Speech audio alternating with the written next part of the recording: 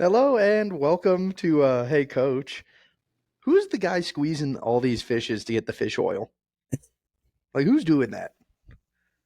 Like I got to take 2 fish oil tablets a day and they're bad. But like who's the guy just like wringing these fish out, getting all this oil for me? Is it you? Are you okay? I've been thinking about that, dude. Like that poor guy. Probably smells awful. My dad takes fish oil. What does that do? I don't know. It's supposed to like lower unhealthy cholesterol, something like that. I don't know. Kylie has me taking it now with a daily multivitamin, so that way I don't die at 30. Which it works. You're already 30. Yeah, there we go, dude. Summer saying fish oil, secret to a long life. Could be an ad. But no, yeah. Hey, welcome to the Hey Coach podcast. I'm Ryan Strickland, joined as always by head coach Tyler Pasley. And today, your eyes do not deceive you. Maybe a little bit if you think that's Channing Tatum, because it's not. We are joined by our good buddy Payton, filling in for head coach Mike Langston today. How are we doing, Payton? Pretty good. How are you, Strick? I'm good, man. I'm good. So he has the last name. Are we saying the last name? Because before it's on this, the screen. Yeah, people won't see Payton Mulligan. For the people listening, before this episode, we were treating this guy like he was on the witness protection program. Couldn't say other things, but apparently his full legal, the full Govey is okay. So yeah, we're joined by Payton Mulligan today. Payton, that's an insane take. No, that's an insane take. You know exactly why we couldn't say what we normally call him. And we can't say a nickname, but his full legal name is fine. Yes, because of he didn't want his full legal name in the title. No, that's not what I said. I said they're going to find it. They're going to find it if you put my full legal name in the title. This is why Mike has to be here to keep us in check. Anyway, Payton Mulligan. Golly, dude. You're the second guest on this podcast. How's it feel? Well, it should have been the first, unfortunately. I advocated for you, dude. Paz said no. Bad take out of both of you. Yep. That's not true. Yep. Feels good. I mean, I've listened to snippets of some episodes, and you guys are doing a good job. So crazy. Yeah. Crazy. You say you should be the first, yet you're only listening to snippets. Hey, I'm a busy guy right now. You drive all the time. No, I know you. I drive 20 minutes, but I'm a Chicago sports radio guy. So no one is shocked to hear that if they're watching the video version of this podcast. There's no way you listen to those buffoons every day. They're terrible. Oh, I know they're not good, but it makes me feel like I'm sane sometimes with their takes. Okay, I get. That's fair. I get that. Alrighty. Well, let's start with doing something we really didn't do a good job of last time, which is letting Payton Mulligan here introduce himself to the listeners. Just take it away, Payton. Yeah, from Canton, Illinois, born and raised. I still live here now. Shout out Paz. Played baseball and basketball growing up, all the way through high school. No college career. Was never really good enough. Short, fat, white kid doesn't really bode well at the college level. But I went on to Bradley, where I was a manager for the men's basketball team there. Learned a lot about just the day-to-day of college basketball. And then my junior and senior year, we qualified for the NCAA tournament both years. The second year was COVID, so it got canceled, so we didn't get to go. But that was really a real cool experience there. I'm coaching basketball now at Illini Bluffs, which is a little bit outside of Peoria in Illinois. 7th and 8th grade, I'm the head coach and then assistant for the varsity for the last couple of years. We've been pretty solid at the varsity level for the last 3 or 4 years. And then I also coached a little bit of baseball too. So I'm not completely out of the realm of you guys. Coached a little baseball, coached my brothers when he was 14. And then I coached a little bit of Legion ball before it kind of died in Illinois. So kind of my background says I let athletic background there. Coached Sandbag or Sandberg. Oh yeah, sorry. That's true. I did. I coached a well, not even a semester. It was more like a couple of weeks. It was during COVID, over at Carl Sandburg Junior College in Galesburg, Illinois. So that's actually my first basketball coaching job was over there at the college level. And it was short.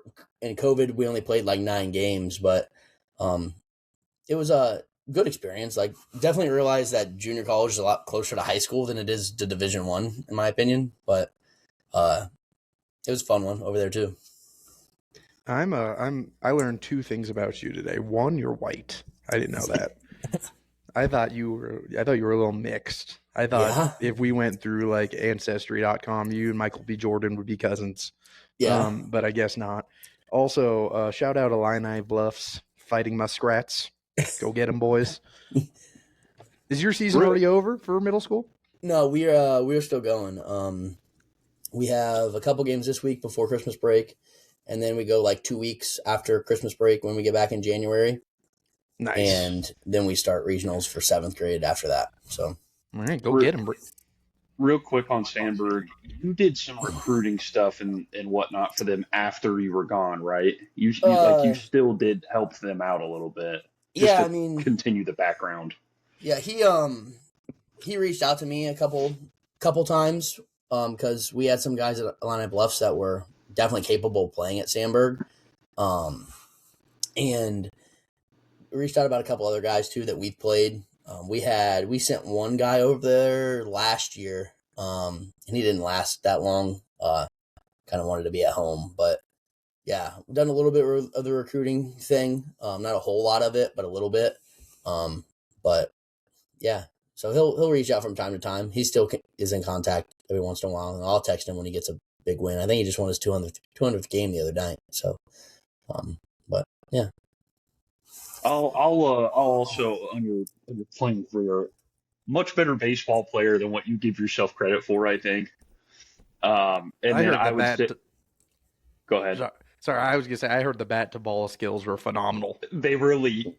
At the high school level, elite bat to ball guy. But I also think that's what got him in trouble because he would just roll over ground balls because of it at times. But definitely a better baseball player than what he gives himself credit for, and a solid hooper. Yeah, I mean, probably didn't get as much playing time as what he deserves, in my opinion. But yeah, I mean, baseball. I was decent. I mean, I wasn't great, but he was a good baseball player, objectively. I'm not going to listen to that. Yeah. No, but the bat to ball was the best part, So rarely struck out. I'm gonna tell a quick story real quick. So Payton, just to also add background for those of you that don't know, Peyton's been my best friend since we were like 10, something like that. We're playing in a wood bat league in Galesburg, Illinois, and this kid is on the mound throwing like low 9s, upper 80s, and mind you, it's cold in Illinois in the fall. I'm on second base, and Peyton's a freshman. Yeah, he has like a 15 pitch at bat against a dude throwing upper 80s, low 90s, and he ends up walking.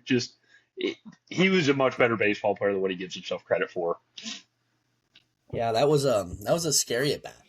That was a very large individual. He threw fuego. Him and his brother were both really good. 4 weeks into the high school career too. So. Yeah, it's rough. Got on base. I think Payton probably downplays his abilities because he knows he was Shohei before Shohei, and he just doesn't really want to have to deal with that. Similar level of athlete, at least. Yeah. Oh, 100%. For sure. Yeah. 100%. All right. Not as bad as a gambling addiction, but good athlete. Yeah, I was gonna say Shohei is he's a fraud, but no. Glad that you're here, Payton. Glad that you're with us. I think this will be a really fun one, and what I think we're all excited about. And yes, you do have the baseball background, 100%. But you're actually the first guy on here who currently coaches a different sport. And I think when we first started this podcast, our goal was like baseball. But slowly over time, we've realized it's like, well, it doesn't just have to be baseball, because coaching. There's not just one sport, right? Correct. And your experiences, your day-to-day as a middle school basketball coach is, I'm sure, similar in ways, but very different from Paz being a head high school coach, me being an assistant at a club club team at the college level. And I think what this will do is kind of help people see that no matter what you're coaching, we all deal with similar things, similar successes, similar struggles. And I think an unspoken but overall goal of this podcast is like giving coaches a community, like a wider community outside of your own sport. Someone might be listening to this and go, wow, Payton's dealing with a lot of the same stuff I am. Maybe I should go talk to my middle school basketball coach or the assistant at my high school, and just kind of grow that community. Paz, anything on that?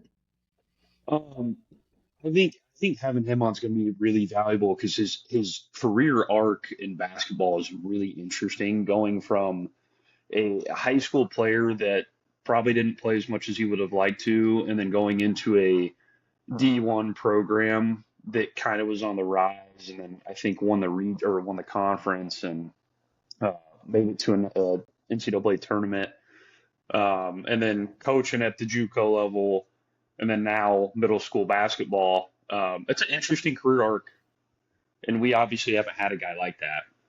So perfect. Alrighty. God, real quick, we're gonna cut this. We're gonna cut this little section. yeah, it's brutal. Yeah. Is that me? Is your audio coming out of your iPad? Talk? Hello? No. I don't think it's me. I mean, I guess it could be, but I don't think it is. I don't think it is. Paz, mute yourself. I mean, it's showing my audio right now. Hello? All right, I'm going to mute myself. Did he say something? Yeah, yep. Nothing. I don't hear anything. Don't hear myself. Is it me then? Yeah, see, now I don't hear it. I don't hear an echo anymore. Talk? Yeah, see? Yeah, I don't. So it's... Is it me? Here, let me switch my mic. I don't know who it is. Because it's only when Paz and I are both unmuted. Let me put it on my headset mic. Yeah, that was brutal. Oh, I can't switch mics. I can't switch mics while we're recording. Yeah, that's fine. We'll figure it out. We're just gonna have to soldier on. Boys at Normandy thought they had it bad. Should we, Strick? Should we, like, when one of us isn't talking, just mute? Yeah. Okay. Alrighty. We're back. Technical difficulties there. We're good now, though. Today, we are going to be talking about something that kind of goes between both worlds, baseball and basketball, which is these different, we can call it stages might be the wrong word, settings of development, which are, I think, a lot bigger now than they were when we were players, when we were younger, which is showcases, camps, and one-on-one lessons, right? We all have settings as coaches where we kind of get the daily work with the kids if your schedule allows it. Like you guys as a high school and middle school coach, you guys are probably working with your kids almost daily. So that's like our realm. But there's a lot of these other options out there, like I said, showcases, camps, and one-on-one lessons with, private people, we can say it. So what I want us to do today is just kind of go through and give our very, we're not saying that our opinions are like the word, right? Like Paz might absolutely hate the idea of showcases. That doesn't mean showcases are bad, right? We're not perfect. We're not the end all be all of coaching opinions, but I just thought it'd be fun going through our experiences and our sports to kind of give our takes on what we think these things are, or how do I want to say this? When do we think is the right time, and what do they do for young athletes? I'll say it that way, right? So where do we want to start? Showcases, camps, or one-on-one lessons? Let's do it in the order that you sent it. So camps, one-on-one lessons, and showcases. Let's just go in that order. Perfect. I'll start if that's fine because I got short takes. Camps for me, I think once you kind of get past T-ball, depending on the camp and the purpose of the camp, go whenever. Like, if you're a parent out there listening and your kid's like, 7, 8 years old and there's a camp out there, maybe it's, an old pro guy and he's putting it on and the purpose is really just like some extra instruction. The kid gets to have fun, meet some new friends, gets to meet a pro. Like, I think camps are a really fun way to kind of invest in young athletes. Again, if your kid's 7 or 8 years old and there's a camp telling you that if they go to this camp they're going to go pro, that's probably not really something that you should be concerning yourself too much with. I think camps are a really fun way for young athletes to meet some other people in the sport, make some memories, have some fun. And again, if it's advertised as like a, hey, come and learn, I think camps are a really great resource. Like, I did a bunch of camps when I was young. I can't remember the guys I met, but like, there's always that one random pro putting on a weekend camp somewhere. You get to go have fun, take a picture. So I like camps. When I have kids, I'll be on the lookout for them, especially if they're driven towards that experience. We can say like the camp is an experience. It's for fun. Yeah, I think my experience with camps as a player versus like how I see them as a coach is two completely different things. But when I was younger, I went to a ton of camps, and I think the most valuable piece I got out of it was actually the competition piece of like comparing myself to other players. I remember when I think I probably would have been 11 or 12. So kid pitch is kind of getting a little bit more serious. Went to this USA Baseball Academy camp for like the whole winter, and it was a lot of the good players in the area and most of the good high school coaches in the area. Um, and I remember I have a vivid memory of winning this competition where like the whole camp was watching me and this one kid go back and forth, and that's like kind of like one of my first like, oh, I can compete against other guys kind of memory. I went to a Eastern Illinois baseball camp in high school where I got to stay on campus for 2 nights, and we got to play on the big field. Did a couple scrimmages, and like Eastern Illinois coaches talked to me because I had a really good camp there. Played against some kids that were way better than me. I remember right when we got there, they had one of their big power guys taking beep, and he was putting holes in the right field fence. He was hitting the ball so hard. Um, I think camps are valuable because, like, if you go to like ASU baseball, does a ton of camps in Arizona. Like, go to one of those, you get to play on the field for a couple hours. You get to hang around the coaches, hang around the players. That's invaluable for a high school kid. And I think the only for me where camps can kind of get a little iffy is what is your perception of what you're going to get out of that camp? Are you expecting, oh, if I just blow up this, they're going to offer me? Like, if you're looking at it that way, you're just going into it the wrong way.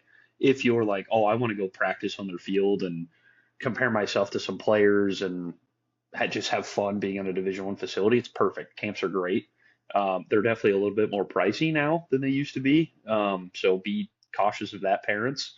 But camps are awesome, and it's just you get to hang out on a field that you'll realistically probably never play on. Like it's a really cool experience. When I did that thing at Eastern, we stayed in the dorms, like we had roommates, like it was a really cool experience.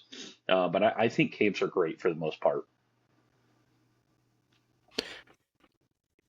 Payton, what are your thoughts on camps being a middle school head coach and a high school assistant, especially out there in Illinois? Like, we're both in Arizona. Paz definitely has the Illinois experience, but right now our mindsets are very much tailored to the Southwest, region and how things work down here. As a middle school basketball coach, parent comes up to you, hey, coach, we got this camp coming up. What are you telling parents about camps? Maybe some of the pros and cons, all that stuff. Yeah, I mean, I'm pro camps for sure, especially for like middle school kids. Any development they can get outside of me, I think is important. I mean, we can't do everything in practice; it's just not possible. Um, but hearing it from someone else, I think also validates them and validates me a little bit. Um, Even if they go to a camp and they're like, "Oh, um, my coach says that all the time," or whatever it may be. I mean, not necessarily at camp, but a couple years ago, I took my group to a Bradley practice, and one of my guys was like 5 minutes in, he's like, I see why you took us here. And it was because he turned around and they're saying the same stuff you do every day. It's like, yeah, it's not different. It's just they have a lot more skill level than you do right now, but they're doing the same things that I'm asking you to do. You know what I mean? So camps in general, I think they're good. I mean, at Bradley, we did a whole bunch of camps. I was a part of a whole lot of camps for the Peoria area. I think it's good for the kids in the area and for the team itself. Because a lot of those kids that you see at those camps are, lining the Bradley court for, starting lineups, hey, and they have a personal connection with whatever this guy or that guy or anything. But I think they're valuable. And I think getting into as many as possible, I think is not going to hurt you. But I think you have to go in with the right mindset. Like Paz was saying, like if you go in thinking, as a 12-year-old, I'm going to Bradley's camp today, and they're going to offer you it's just not realistic. It's never going to happen. It doesn't really matter how good you are or not, but getting to as many as possible, like around this area, like we obviously have Bradley, we also have a lot of junior colleges too. And like they do small things, go out in the community and do small things as well. And I think they're all beneficial. I mean, you can learn something from everybody. So. No, I think we all have the same idea, which is you got to go into it thinking the right things. Like if you're going in expecting one thing and you don't get it, especially if that one thing is something that, is has a small percentage of happening, you're going to leave that camp with a bad taste in your mouth, and you're going to leave that camp not really wanting to really keep anything you may have learned that day, right? Like if you learn a really cool, dribbling thing, let's just put it in the basketball context, and then you leave, you don't get offered, you wanted to get offered, you may just kind of flush that, be like, oh, those guys don't know what they're talking about. I think another kind of interesting thing we all touched on a little bit there is what camps can do for the community. Like for NAU, we've always wanted, ever since I've been there, we've always wanted to do like a camp where we bring in like a lot of the younger kids, like the little league kids. And, we do a 1-day camp and, get some of our players involved and all that. It's never really panned out. We've never really had the facilities. We've never really had the time. But if you're a head coach out there and you got the time and the facilities, it's an awesome thing. It's an awesome thing to do for your program. It makes your program look good, being involved in the community, helping the kids out. And it gives those younger kids a really cool experience, because to those littles, high school kids are like Mike Trout. Like it's like hanging out with professional players for a day.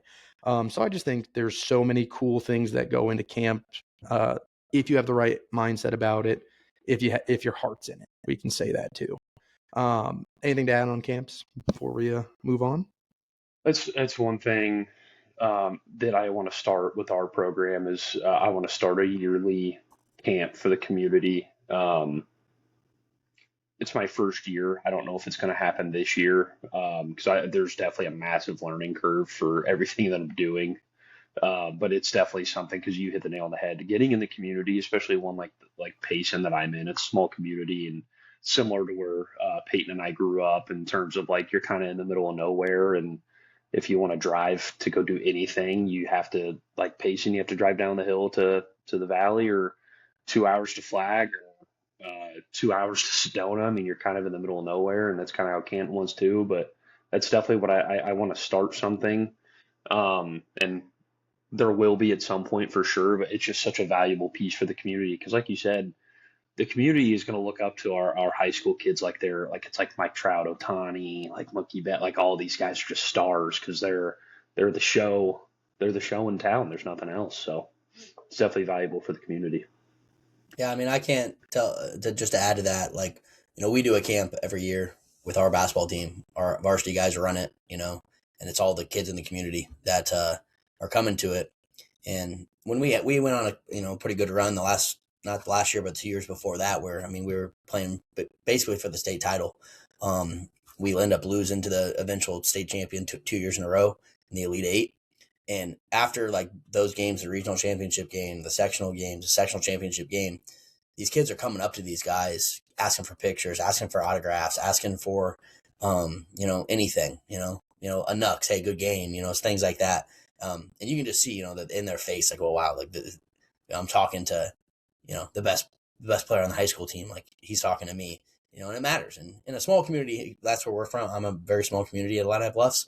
And it means a lot to those kids. So I definitely advise doing that, getting out, getting in the community, and let those kids know who your guys are, so they can, when they see them, they can say hi, they can say what's up, things like that.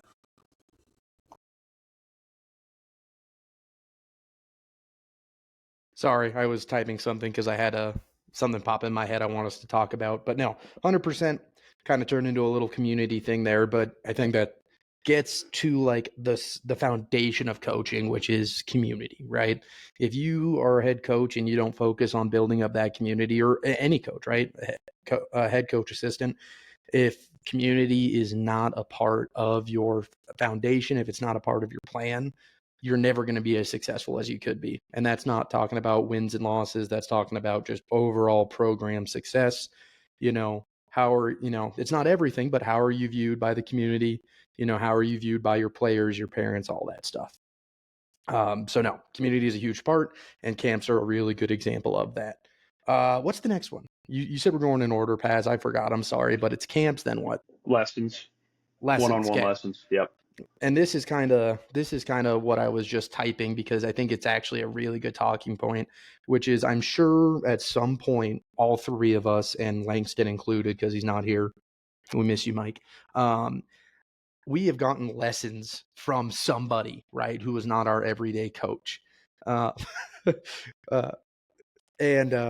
Langston's not dead. For the he's people not. that We just miss him. The people We that just just miss saw him. the YouTube, he is alive. There's something on my roof.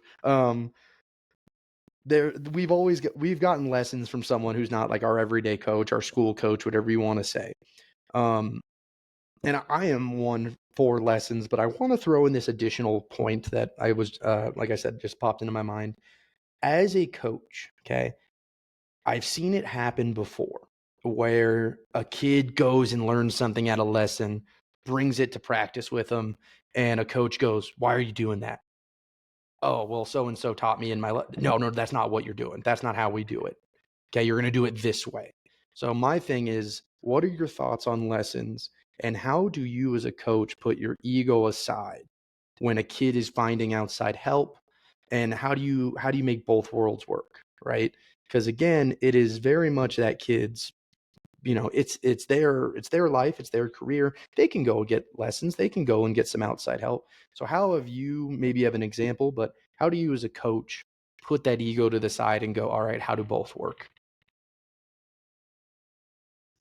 So this is something that in Arizona is chaos. I'm sure it's probably getting that way in Illinois. I don't know as much about the area that Peyton and I grew up in, and kind of that he's still very much a big part of. I don't know how much it's impacting him, but out here it's a joke, frankly, how it's kind of how, like, there's people that charge $150 an hour for lessons for hitting. Okay, now, and I say that's a joke because I grew up in an area where that would just have never happened because of the money in the area. Scottsdale, Arizona, and all this stuff, there's obviously money for that. You're paying $150 an hour for a lesson. If any parent out there, any player, any coach can look me in the eye and tell me, hey, that was worth it, I would love to hear the conversation, because I can promise you it's not. So I think just touching on the value piece first before I get too heated, the value of lessons is so insane now. Some coaches might be worth 150 an hour. I doubt it. And kudos to them for making their money. And if parents willing to pay it, then whatever. But I think that's crazy. Because like I watched at my last place I was at the facility we hit at, I watched a 10-year-old get a $150 an hour lesson. I know us in this podcast are not thinking like, oh, that makes sense, because it doesn't. It's a 10-year-old kid. That's crazy. You don't need $150 an hour for a lesson. That's nuts. But the value of lessons has skyrocketed. The individual coaching, in terms of like, I play for a team, I want to go get extra work in, that market has skyrocketed. All this individualized training has skyrocketed. I think it's great that it is. Yes, go ahead. Sorry, when you say skyrocketed, you just mean like the market has gotten like a lot bigger, right? Correct. Yes. Okay. The people that offer those services and the traction that those people also get is just through the roof, especially in the valley. Um, I do think it's great. So like that, it is good that that exists. The hard part for me is in going back to Strick's actual question of I don't think there's an issue at all of going and getting extra help. Like in terms of putting ego to the side, I think it's great. If you want to go get extra work in, that's fantastic. I don't think extra work is something that a coach will ever be pissed at. I think where it gets tough is, let's just say on the hitting side of things. I'm not a small ball guy. I know that listeners on this podcast know that. If I'm asking a kid, hey, you're going to be one of our boppers because you have that skill set, and he's going to go get a lesson from a guy that is, hey, we're just going to spray the ball over the yard. That's great. That's going to help his skill set. Now, if my 9 hitter is a spraying around guy and he's like, oh, I want to go get home run or I want to start hitting homers, and he goes to a guy that's teaching the teacher man snap it thing, is that valuable? No, because I'm asking him to do something as his coach that coaches him on the team he's on. So I think the hard part for parents, because the parents are the ones paying for this, so it's typically a parent coach issue, is when they see their kid struggling, they want to go get extra help. That's great.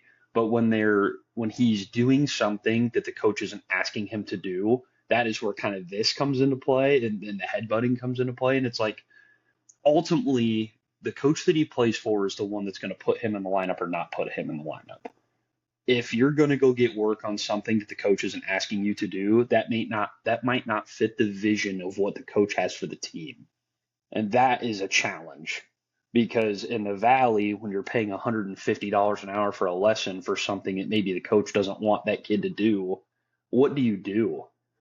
Because you want the player to have success. That's why we coach. You want the players to be as successful as possible. When they want to go be successful at something that you don't see them doing as a player, how do you manage that? How you manage it in the valley is the kid's probably going to go somewhere else to play for somebody else that'll let him do that, especially at the club ball level. It's easier for me up in Payson because it's a small town. We have one guy that does lessons, but he played all the way up to AAA, I think, and like has this really good background of professional baseball and was a bullpen catcher. The way that I'm managing it is because I'm going through it right now. Is I've talked to Matt is his name. I've talked to Matt and he has told me the guys that he gives lessons to, and we're going to meet about this before high school season starts. And I'm going to try to collaborate with him and see like, hey, what are you working on? Because it's like using as a hitting guy, which I am, I can just hopefully build on what he's already doing. He does a great job with hitters. I've seen the work he's done, and I know he does a good job. So like, why would I try to fight that when ultimately he's helping the kids in our program get better? Now, if he's helping a kid do something I don't want him to do, then that's something that I'll obviously have to figure out. But like Matt has already asked me, hey, let's sit down and talk. So we're going to do that before the season starts. So like that's how I manage it. And Matt's a super good guy, so like I think it'll be okay for me. But in the Valley, I have no idea how these coaches do it. Honestly, I just don't think they do, and the kid ends up leaving for the most part. But one-on-one lessons are great. The value of them has skyrocketed, and I'm not sure they're actually worth that. But again, if you're willing to pay it, you're willing to pay it. So then my word means nothing there. And then 3, as a coach, how do you manage that? Is you have to sit down with yourself and have an honest conversation of like, does the kid actually matter to you in terms of what he wants to work on, and does it fit the team? And I think that's a tough thing to figure out. But that was a long ranty answer, and I probably could go longer, but I'll stop and I'll let you and Payton go. But those are my initial thoughts. I was going to say, Payton had a haircut during that. He went, left, came back, looked good. Got lined up over there. I need a haircut. I actually do. It's real long. Mm-hmm. Just wait till we get to showcases, buddy. Yeah. The one-on-one lesson, and like I can't speak as much to baseball as you guys can. I know I have dudes that do the one-on-one baseball lessons, and I know they pay for them. I know they go like once, twice a week, and they're doing that. But my big thing with one-on-one, especially from the basketball world, is that like it's not like the baseball world and where like you can change their approach or their style, their hands, their feet, there's all these different things. Like basketball is such a like a skill-based game. Like you can go work on skills with anybody in one-on-one. And we have multiple guys around Illini Bluffs, around Canton that do it. One of our good friends from high school who was a good player, Division I player at Northern Iowa, he's doing What's his one-on-one name? stuff. Hunter Rhodes. Shout him out. Hunter Rhodes. There we go. And he's doing his thing and like doing one-on-ones, doing a whole bunch of stuff. I mean, like he's blowing up on the social medias and going, I think he's going to like Europe in next summer. So any of that type of stuff, like I kind of push that because as a head coach of the middle school and then assistant at the high school level, like you can't get as much skill development into your practice plan during the season that's going to keep them getting better. Like it's just not possible. Like you have to go over stuff. You have to go over team stuff. There's too much stuff for us to do as a team and focus as a whole that you lack that skill development. I mean, I try to do, shooting, passing, dribbling every day. Try to, 30 minutes, but that's not enough. That maybe will maintain them, but they're not going to get any better. So I push that. I mean, we have a couple dudes. Hunter's one. David Williams he works in Hannah City. He's got his own little gym that. A lot of really good players have went out of there. Adam Miller, who plays at Gonzaga. We had a kid that is at Lehigh, Hank Alvey. He went there. There's a couple. Plenty of other examples that I'm forgetting.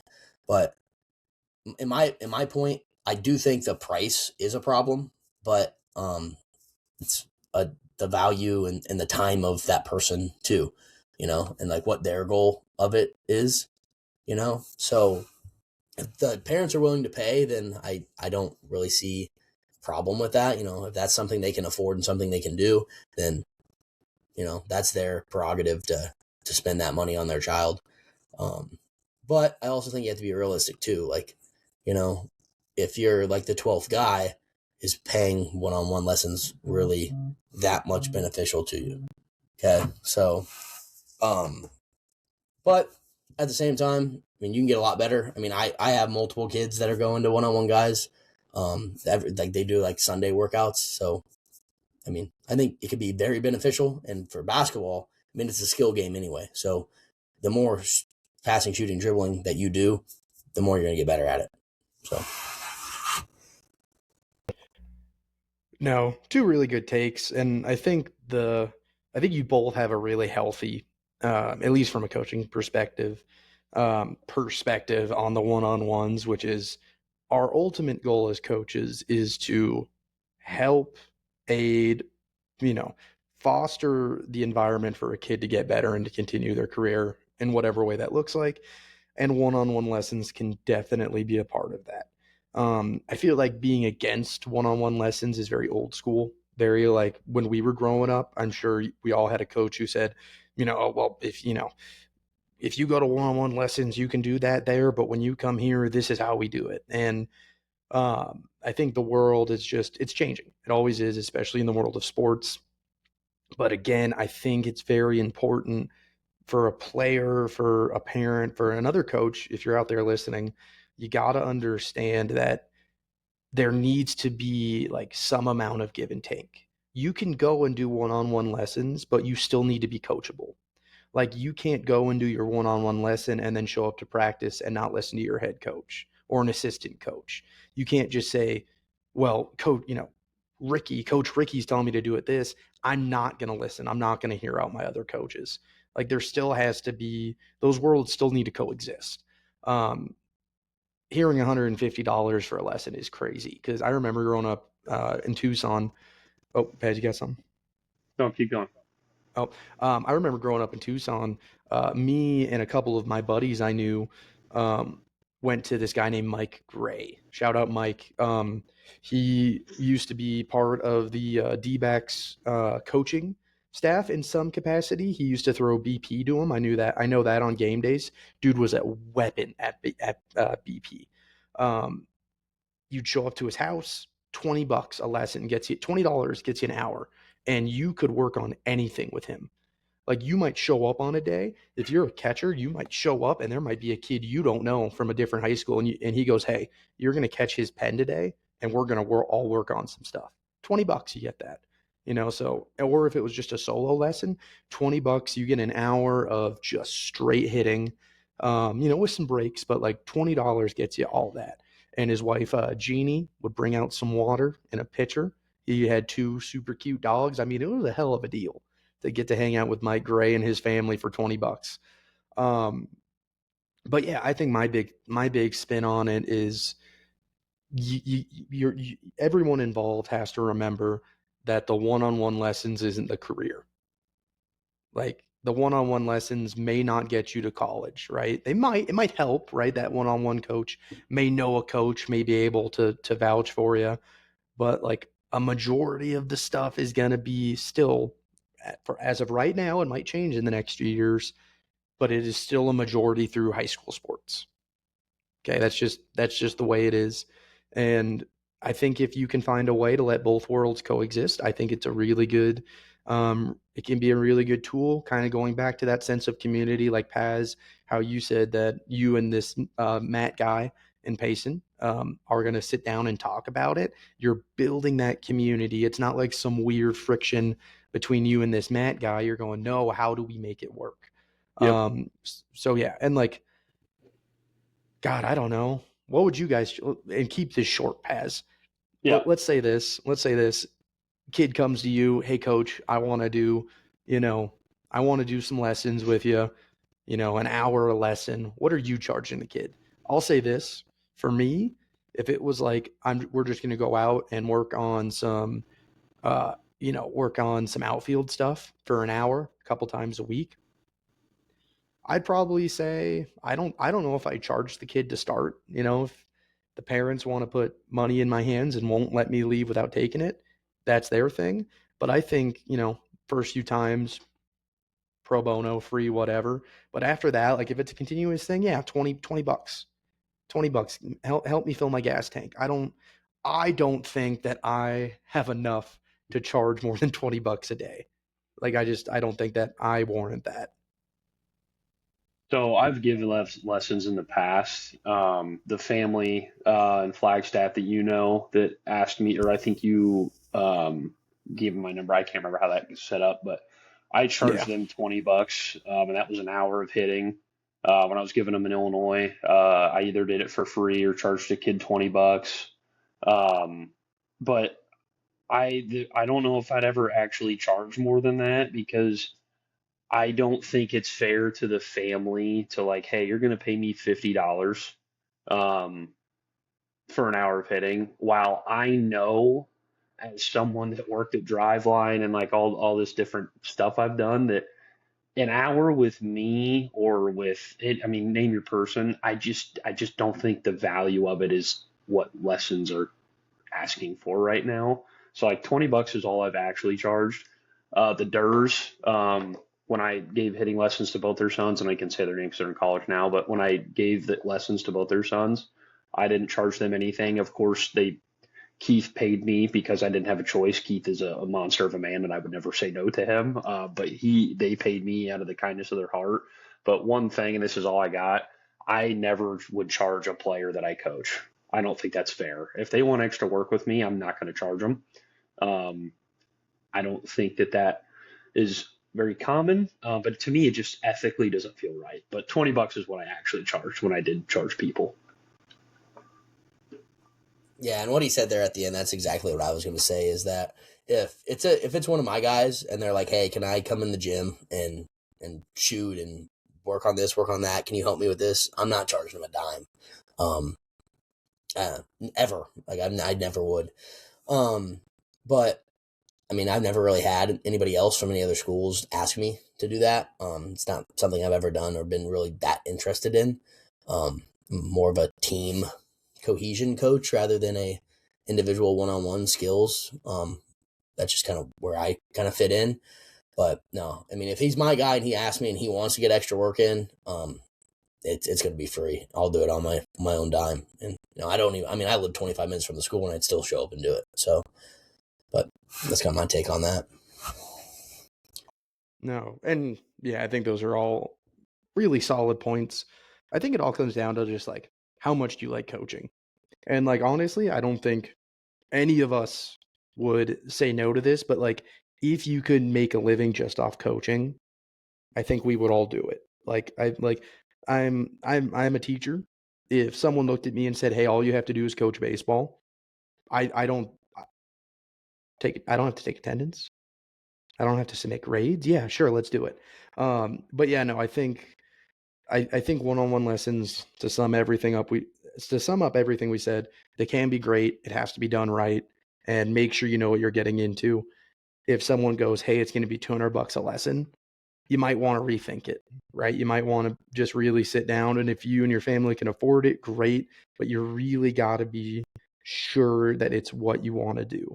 I remember one very, very short story. My mom went to high school with Anthony Sanders. He played in the big leagues. I think he's still actually the first base coach for the Orioles right now. When I was in high school, my mom took me to his house a couple of times for some lessons. I don't even think he charged us. Like that's a big league guy with big league experience who just wants to do it. And I think that's really what a lot of these one-on-one guys are in it for, is they just want to do it. Some of them do it for a living, so maybe that's why they charge more. Hey man, get your money if that's how you can get it. Awesome. But I think if you're, like I said, if it's done the right way, it can be a really good tool.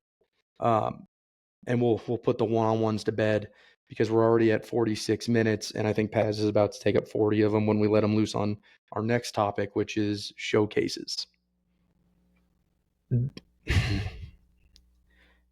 This might be a hot take. It might be a boomer take. Let it eat. Do it. Showcases are not for everyone. Like nowadays, they are not for everyone, especially if it is just a showcase. Like if you go on the internet, it's like, oh, 2026, elite baseball showcase, dozens and 20 plus scouts, and it's all this stuff, and it's a lot of money.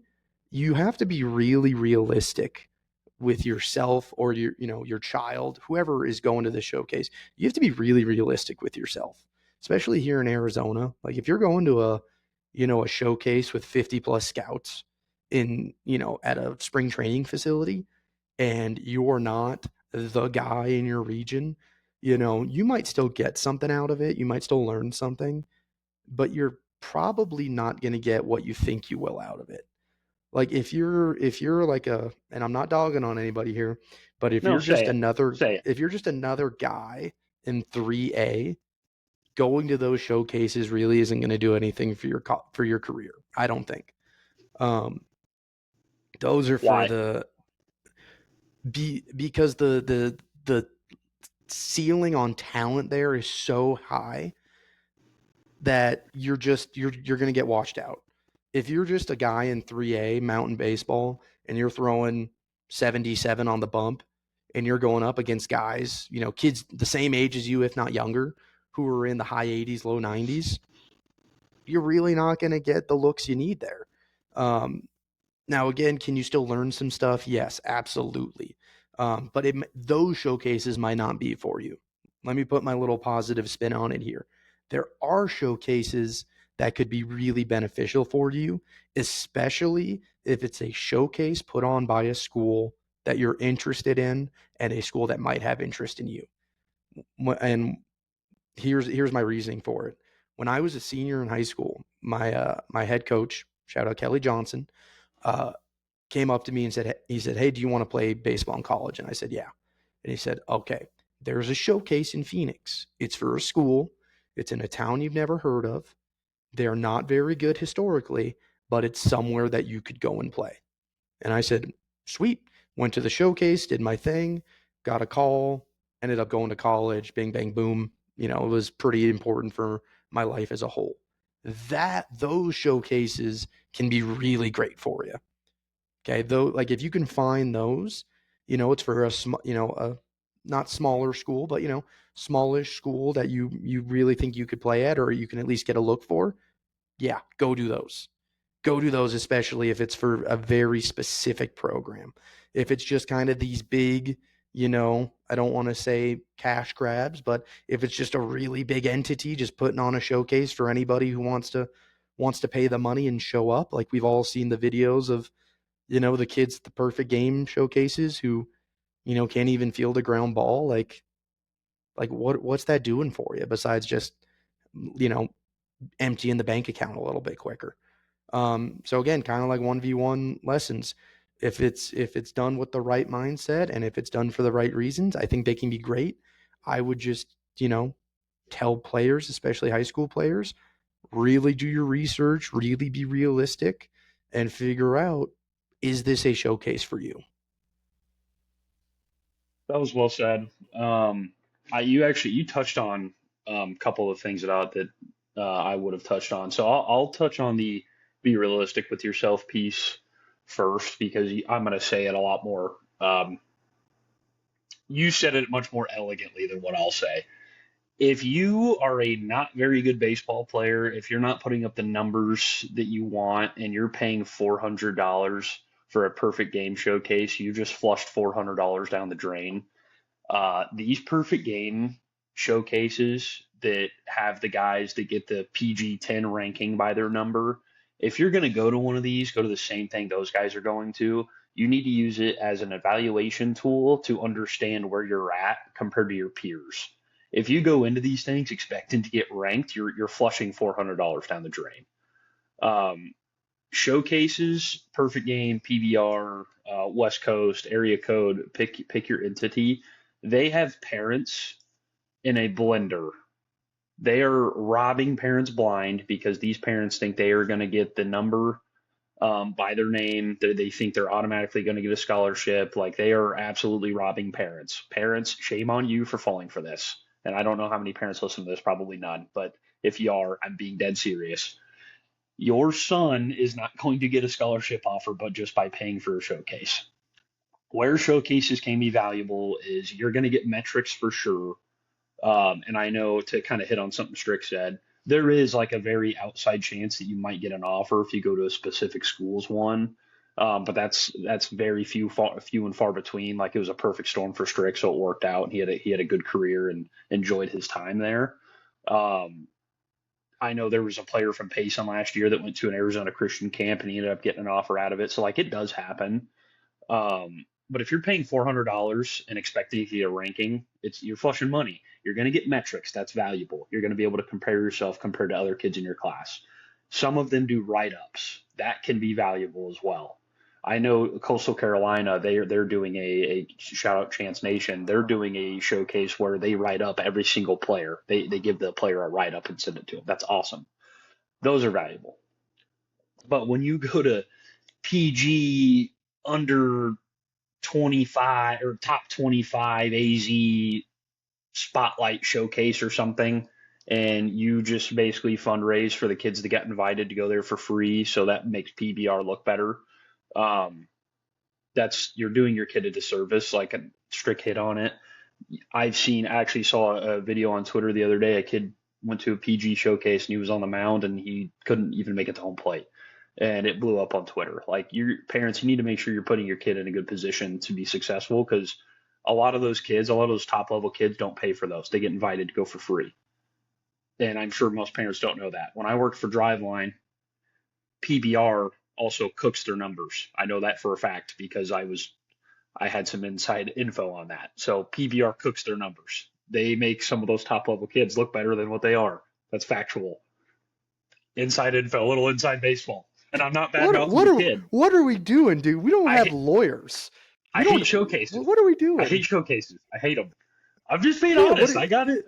I got inside info, so I'm going to tell it. You can be honest because you have the infinite wealth for a lawyer. They will take my house that I'm renting. Okay, let's just calm down. Then cut that piece. I don't care. I'm not cutting it. I'm fine. just saying. Maybe we don't go like let's go after Parsons. Let's not go after PBR. Like, I know Parsons doesn't. Don't worry. Okay, sweet. Yeah. Parsons, you were exactly the player that I'm talking about where you shouldn't have been going to these showcases. Anyway, um, to Parsons, you didn't deserve that.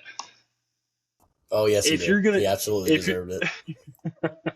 if you're gonna go to a showcase, you need to use it as I want to compare myself to other players. But the reality is that Perfect Game and all these entities, they have created such a big marketing buzz for parents to want to pay all this money so they can hopefully get a PG 10 by their kid's name or top 100 in PBR ranking, whatever. I'll use an example. When I was a player, my sophomore year, it was before my sophomore season. So I was a gangly, like 6'1", weighed like 130 pounds, whatever I was, and I went to a PBR showcase at Illinois Central College, which is a good JUCO in our area. Um, it was very poorly ran. We didn't get to play catch before we did our throwing velos. I got like low 70s or something. Like we literally didn't get to throw. We went out there, fielded like 8 ground balls. I threw them across. Didn't get good numbers there. We did eggs velo off a tee. That's not a thing in baseball. None of that matters. And I got a low number. Um, we did our 60-yard dash. I did terrible. And then we did like on-field BP and a couple other things. I got ranked in the top 10 out of like 100 guys. Make that make sense. A lot of it was projectability because I was gangly, but I think the handsome metric probably helped you there. Look up that picture. That's on Google. It's not a good look. But it was like, don't get me wrong, it was cool. I got ranked in the top 10 because there was a lot of good players there, and like I know that the kids that I think got 1 and 2 were Division I players. Like it was cool to be in that ilk with those guys. But like when I went there, I had no expectations because my dad was like, "Hey, you're going to go to this." I really didn't know what it was, and I got to compare myself to other players. It's like, "Oh, I'm not very good." And then I got ranked in the top 10, and I got a couple phone calls. Like it was cool, but I went into it kind of with no expectations. So that rant wasn't very long, by the way. I timed it, so I did pretty good there. Those are my thoughts. I don't like showcases unless you're going to just use it to compare yourself to players.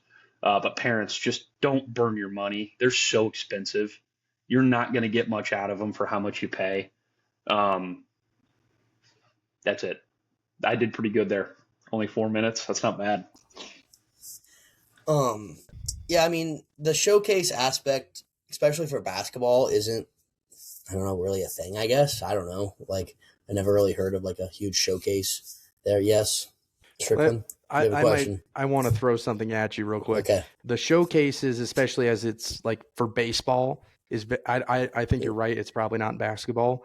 Let me throw this at you. Can you explain to us AAU?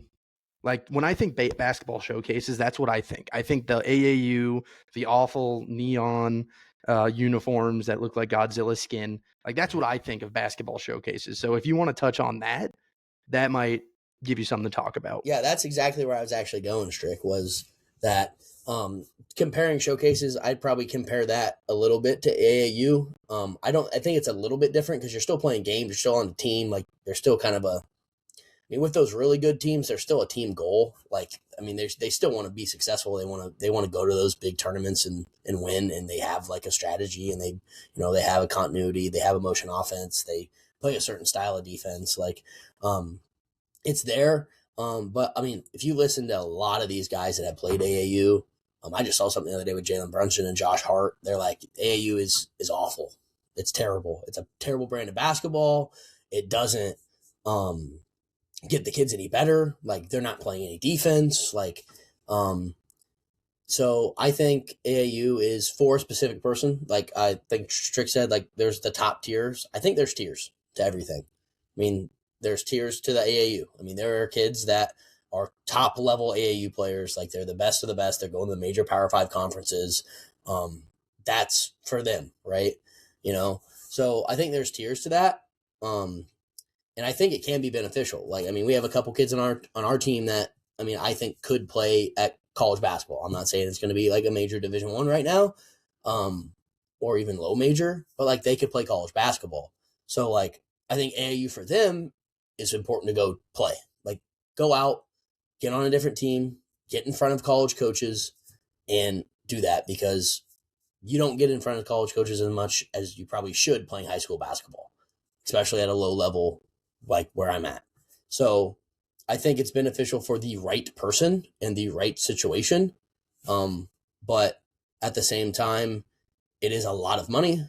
And I think it can be a money grab more than anything, even with some of the teams that you're doing. Like, I mean, we have one team around our area that is pretty solid and has sent most of their players to play somewhere. So I think it can be valuable, but again, it has to be for the right person. Like if you're not, if you're playing varsity basketball and, you're averaging 5 and 4, like you don't need to go play AAU. Like find the gym in the summer with your high school team, play your high school schedule, and you'll get better and you'll be a fine high school basketball player. And maybe somebody will come along and say, hey, like you can help us. I think you project well. Maybe someone will say, hey, come play for my JUCO or come play at this Division III or whatever it may be. But I mean, I think it's reserved for the best of the best, the top tier. And like, if you can project yourself to play college basketball, then you should probably go get in front of coaches. But other than that, I don't think it's valuable to do it. So. No, that makes sense. And here's where I'm going to double down on a statement I made earlier. We don't know shit. Okay, there is nothing that says that what we say is like it's the gospel. This is just from our experiences, our viewpoints on, all these things. But I think a super important thing to say is this. We're not against any of these things. And if done with the intent of making the athlete better, all three of these things together can be wonderful. Okay, because you could say that if a kid can do all three of these things and have the right intent, but then they go to a program like let's just say it's a high school athlete, and their high school program isn't that well ran. The other three things could be the saving grace for that kid and could eventually help them get to college. It's all very my favorite saying is situations are situational. I think I heard that from like Pat McAfee or something, but it's just such a good thing. It's all going to come down to who are you as an athlete, who's your kid as an athlete. Like if you're a kid or if you're one of those top guys, yeah, go do those big showcases. Like 100%. That's where you're going to make your money. That's where you're going to get your exposure. But for, the other 95% of, percent of the population, you just got to be realistic. You just got to look at yourself in the mirror and go, hey, this is what might be best for me. Like when I was in high school, I think it was my sophomore year, a bunch of the like really good kids in my region all played for this travel team called The Show. And dude, they were kind of fun. They were like the bad boys of like travel ball. They wouldn't do a team stretch. They wouldn't do anything. And at the coin toss, their head coach every day would go, we're the away team because we want to hit first. And I remember one of my buddies, Gabe, he was like, hey, we need a guy. Do you want to come along? And I was like, oh, yeah, sure. Like, it'd be sick. Dude, I showed up and I was outclassed in every aspect. Like, they were just bigger, faster, strong. Like, the shortstop was the coach's son. And he was a switch hitter who took 100 hacks from each side of the plate every day. He ended up going and playing at GCU. Like they were just so damn good. But for me, did I really get what my mom thought I would get out of it? No. It didn't make me that much better. But what it gave for me was it just kind of kept me in check. Kept me in my reality of, holy shit, these guys are only a year older, and they're 2 times better. And so that kind of helped me stay grounded and figure out where is my place in baseball. So again, all of these things can be great. All of these things can be beneficial, but it has to be done with the athlete in mind.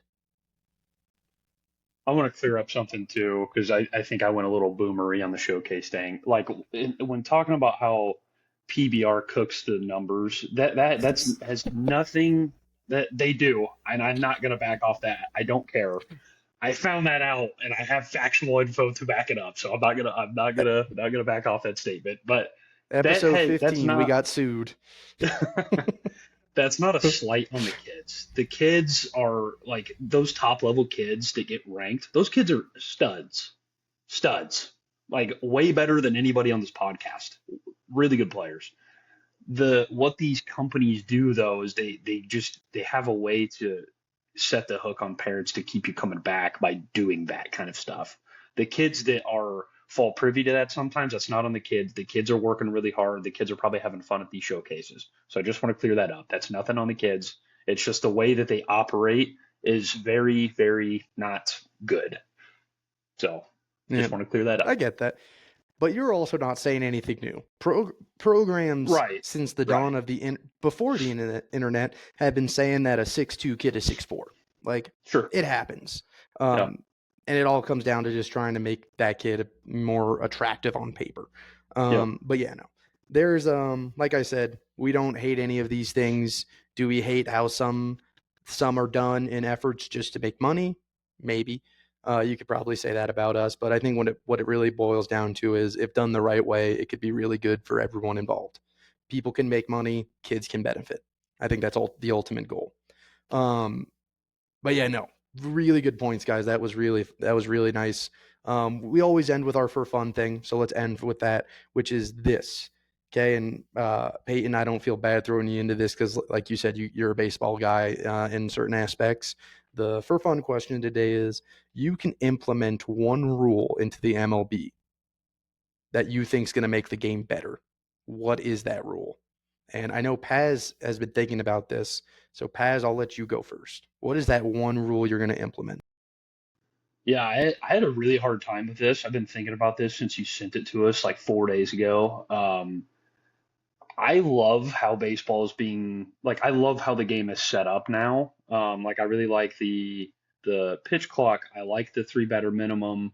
The ghost runner and extras. When initially it came out, I hated it, but I love it now because in the postseason, watching that 18 inning game, that was sick. I don't want to watch that in April. I don't want to have no bullpen for the rest of the week. I'm not here for that. The Cubs bullpen was horrible the second half. I don't need that in July. Um, so mine isn't in like an on like during the game rule because I couldn't think of anything. I had a really hard time with it. My rule is contract based, where when a rookie comes up, they have to play 6 years until they can be a free agent. So my proposal would be where the NFL does it. When you come up, you get 4 years and to play with your team, and then the fifth year is a team option. If the MLB could do that, I think free agency would be a lot more fun because you'd have a lot more guys at younger age hitting the market. Now, of course, that could be scary in terms of like guys are going to start moving like crazy, but I just think it would make free agency much better, and you're not going to have like it's December 14th. We've had like three guys sign, which it's kind of boring.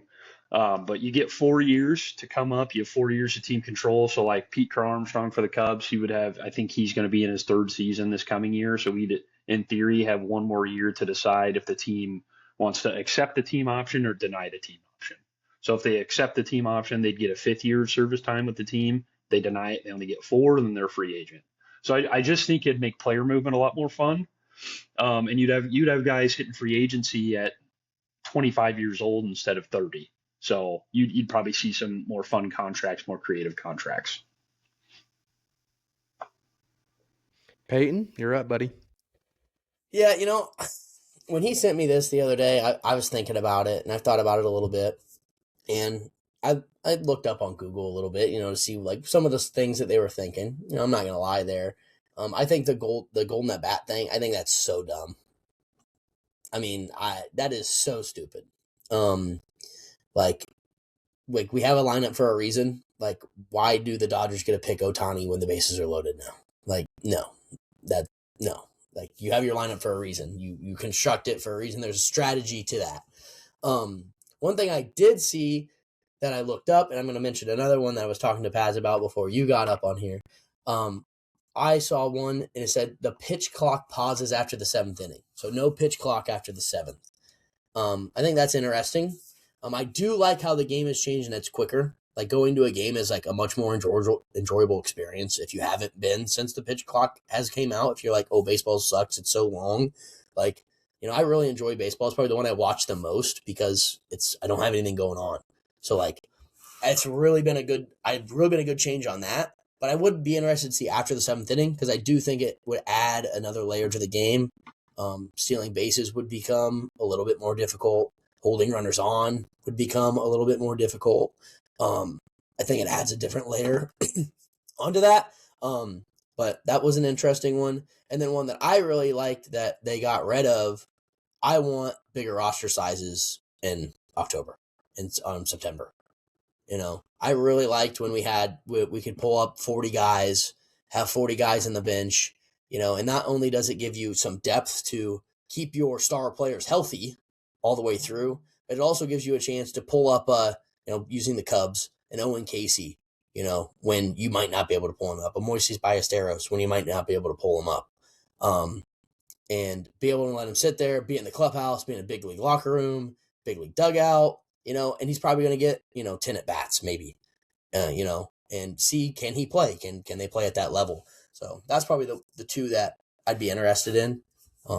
But the roster one probably more than the pitch clock one, but that's kind of where I'm sitting at. I like that you threw a couple at us. That was fun. I was also thinking about a couple things. I think one thing that's like, it's not really talked about all that much, but like, if you're a baseball guy, you've probably heard it. This isn't mine, but like the idea of relegation for like some of these teams that are just so unserious. Like you look at the A's, you look at the Rockies. Certain people are like, "Hey, get them out of here and bring somebody else in." We're not going to slander my Athletics, okay? Zachton, my bad. Thank you. But Rockies, you can agree. You can agree with me that in the past, people have called for the Athletics to change. There's been that call. I've been an A's fan for 1 year. No, get them out. They're done. Like they're just out. Like how they do with soccer. It's like someone from the bottom moves up. Yeah. Someone and people have brought that up. That's not mine. I toyed around with the idea of the Rockies. They just don't, or the Oakland A's, not the Sacktown A's. The Oakland A's just didn't want to spend money.